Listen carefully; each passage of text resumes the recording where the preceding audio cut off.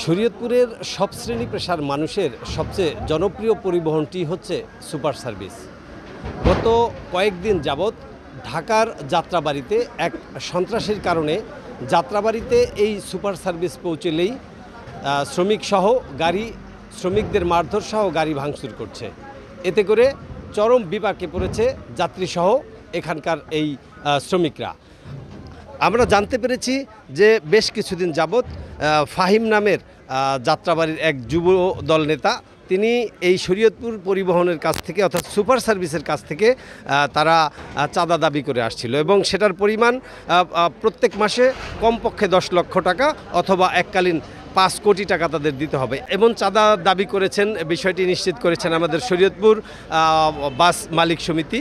তো এই দিক থেকে আমরা যেটা জানতে পেরেছি যে আসলে এই চাঁদাবাজ দীর্ঘদিন ধরেই অর্থাৎ আওয়ামী লীগ সরকারের পতনের পরে 5ই আগস্টের পর থেকে কিন্তু তার এই চাঁদাবাজির মাত্রাটা খুব বেশি বেড়ে যাওয়ায় এই অবস্থার সৃষ্টি হয়েছে এবং এই চাঁদা না দেওয়ার কারণেই প্রতিদিন অর্থাৎ যাত্রাবাড়িতে গাড়িটি পৌঁছালেই সেখানে শ্রমিকদের যেভাবে মারধর করা হয় পাশাপাশি গাড়ি ভাঙচুর করা হয়।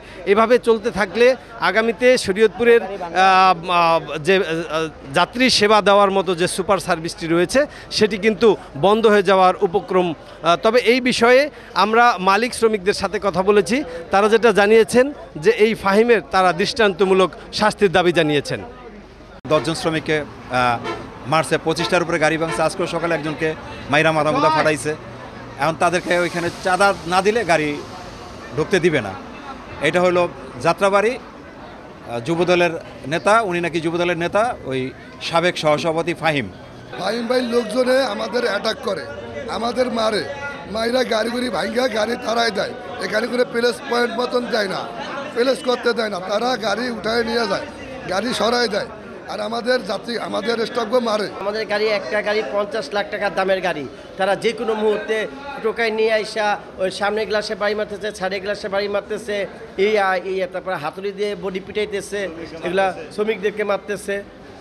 এরকম করলে তো আমরা ব্যবসা করতে পারবো না। যদি এই ফাহিমের তালায় যদি আমাদের এই কোম্পানির গাড়ি সঠিকভাবে না চলতে পারে আর শ্রমিকের গায়ে যদি দ্বিতীয়বার যদি হাত দেওয়ার চেষ্টা করে, আমরা অনির্দিষ্টকালের জন্য পুরা দক্ষিণবঙ্গে আমরা ধর্মঘট করার সম্ভাবনা আছে। আমার এই গাড়িটা দেখেন, এই যে আতুর দিয়ে পিটাইয়া, ঠিক আছে, এরকম এই গ্লাস ভাঙিয়ে দিছে, ঠিক আছে, গাড়ি এই অবস্থা করে। আমরা জানতে পারছি ইতিপূর্বে তার নামে 10-20টা দরখাস্ত পড়ছে র্যাবে, সেনাবাহিনী ক্যাম্পে, প্রশাসনের কাছে।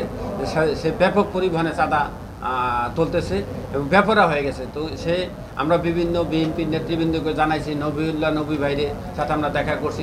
সেও বলছে যে তুমি এটা বাড়াবাড়ি করি না, শরীয়তপুরের এটা নুরুদ্দিন অপুর এলাকা, সে আমার ফোন দিয়েছে, এটা তুমি ঝামেলা করো না। তারপরেও সে এর পরের দিন গাড়ি আরও 2টা গাড়ি গ্যালাস ভাঙছে, শ্রমিক মারধর করছে। আজকেও শ্রমিক মার্সিটি করবে। আমরা এইটা প্রশাসনদের দৃষ্টি আকর্ষণ করছি। চাঁদাবাজির দৌরত্বে বন্ধ হওয়ার উপক্রম হয়েছে শরীয়তপুরের সুপার সার্ভিস।